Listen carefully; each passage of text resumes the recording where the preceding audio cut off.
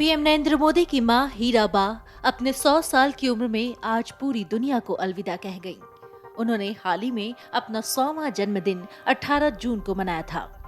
जन्मदिन के मौके पर पीएम मोदी ने गांधीनगर जाकर उनका आशीर्वाद भी लिया था। तब प्रधानमंत्री ने अपनी आधिकारिक वेबसाइट NarendraModi.in पर मां शीर्षक से एक भावुक कर देने वाला ब्लॉग लिखा था। उसमें उन्होंने बताया था कि उनके जीवन में उन्हें गढ़ने में उनकी मां की क्या अहमियत है। ये वही ब्लॉग है जिसमें उन्होंने मां हीराबेन की उदारता और अपने मित्र अब्बास का खास तौर से जिक्र किया था। नरेंद्र मोदी के लिए मां क्या है, उनके ब्लॉग की कुछ झलक आपको दिखाने जा रहे हैं। पीएम मोदी ने अपने ब्लॉग में लिखा था कि संपर्क में आए हर व्यक्ति की चिंता और देखभाल करना मां के स्वभाव में था। हीराबा मेरे दोस्तों के प्रति भी ऐसा ही भाव रखती थी। इसी ब्लॉग में प्रधानमंत्री ने अपने बचपन के दोस्त अब्बास का भी जिक्र किया था। अब्बास के पिता नरेंद्र मोदी के पिता के मित्र थे। अब्बास पीएम मोदी के साथ ही रहते थे। पीएम मोदी ने बताया था कि मां हीराबेन ने अब्बास को भी बेटी की तरह ही पाला पोसा। ब्लॉग में पीएम मोदी ने बताया था कि अब्बास अपने पिता के साथ पास के गांव में रहता था, लेकिन उसके पिता की असमय मौत हो गई थी। इसके बाद मेरे पिता अब्बास को घर ले आए। अब्बास अपनी पढ़ाई पूरी करने तक नरेंद्र मोदी के परिवार के साथ ही रहे। वहीं अब्बास की चर्चा करने के बाद पीएम मोदी का ब्लॉग और भी अधिक सुर्खियों में आ गया था। पीएम मोदी ने अपने ब्लॉग में बताया था कि ईद पर मां अब्बास के लिए उसकी पसंद के पकवान बनाती थी। त्योहारों के समय आसपास के कुछ बच्चे हमारे यहाँ ही आकर खाना खाते थे। उन्हें भी मेरी माँ के हाथ का बनाया खाना बहुत पसंद था। ब्लॉग में पीएम मोदी ने लिखा था, हमारे घर के आसपास जब भी कोई साधु संत आते थे तो माँ उन्हें घर बुलाकर भोजन जरूर करवाती थी। जब ये साधु संत जाने लगते तो माँ अपने लिए नहीं बल्कि हम भाई बहनों के लिए आशीर्वाद मांगती थी। उनसे कहती थी कि मेरी संतानों को आशीर्वाद दीजिए कि वो दूसरों के सुख में सुख देखें और दूसरों के दुख में दुखी हों। मेरे बच्चों में भक्ति और सेवा भाव पैदा हो, उन्हें ऐसा आशीर्वाद दीजिए।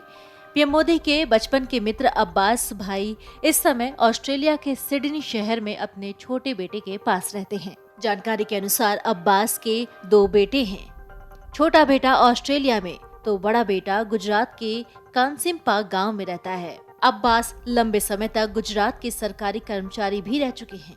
हीराबा के 100वें जन्मदिन पर प्रधानमंत्री नरेंद्र मोदी ने अपने ब्लॉग में जानकारी देते हुए कहा था कि उनकी मां हीराबेन का जन्म गुजरात के मेहसाणा के विसनगर के पालनपुर में हुआ था, जो वडनगर के काफी करीब है। छोटी सी उम्र में मां हीराबेन ने अपनी मां को स्पेनिश फ्लू महामारी में खो दिया। हीराबेन को अपनी मां का चेहरा तक या फिर उनकी गोद का आराम भी याद नहीं है। मां हीराबा ने अपना पूरा बचपन अपनी मां के बिना बिताया। वो अपनी मां की गोद में हम सब की तरह आराम नहीं कर पाईं। उनका बचपन गरीबी और अभावों में बीता।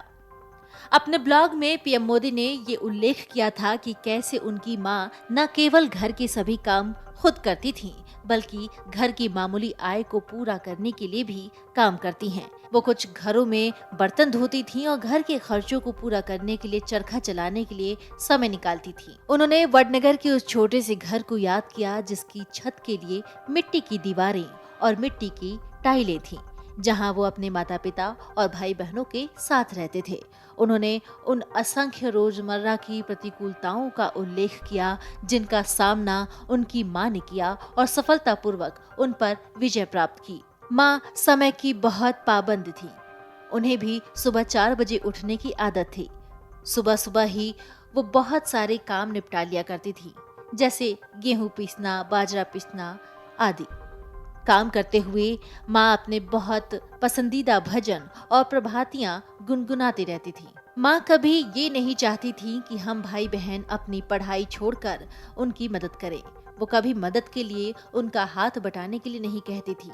माँ को लगातार काम करते देखकर हम भाई बहनों को खुद ही लगता था कि काम में उनका हाथ बटाएं। मुझे तालाब में नहाने का, तालाब में तैरने का बड़ा शौक था, इसलिए मैं भी घर के कपड़े लेकर उन्हें तालाब में धोने के लिए निकल जाता था। कपड़े भी धुल जाते थे और मेरा खेल भी हो जाता था। पीएम मोदी ने अपने ब्लॉग में बताया कि किस तरह से बारिश में हमारे घर में कभी पानी यहाँ से टपकता था, कभी वहाँ से। पूरे घर में पानी न भर जाए, घर की दीवारों को नुकसान न पहुंचे, इसलिए माँ जमीन पर बर्तन रख दिया करती थी ताकि छत से टपकता हुआ पानी उसमें इकट्ठा होता रहे। उन पलों में भी मैंने माँ को कभी परेशान नहीं देखा, खुद को कोसते नहीं देखा। आप ये जानकर हैरान रह जाएंगे कि बाद में उसी पानी को माँ घर के काम के लिए अगले 2-3 दिन तक इस्तेमाल करती थी। जल संरक्षण का इससे अच्छा उदाहरण क्या हो सकता है। माँ को घर सजाने का, घर को सुंदर बनाने का बहुत शौक था। घर सुंदर दिखे, साफ दिखे, इसके लिए वो दिन भर लगी रहती थी। वो घर के भीतर की जमीन को गोबर से लिपती थी। आप लोगों को पता होगा कि जब उपले या गोबर के कंडे में आग लगाओ तो कई बार शुरू में बहुत धुआं होता है। माँ तो बिना खिड़की वाले उस घर में उपले पर ही खाना बनाती थी। धुआं निकल नहीं पाता था, इसलिए घर के भीतर की दीवारें बहुत जल्दी काली हो जाया करती थीं। हर कुछ हफ्तों में माँ उन दीवारों की भी पुताई कर दिया करती थी। माँ मिट्टी की बहुत सुंदर कटोरियां बनाकर भी उन्हें सजाया करती थी। पुरानी चीजों को रिसाइकल करने की हम भारतीयों में जो आदत है, माँ उसकी भी चैंपियन रही हैं। Video desk amarujala.com। डाउनलोड करें अमर उजाला ऐप और पाएं खबरें लगातार।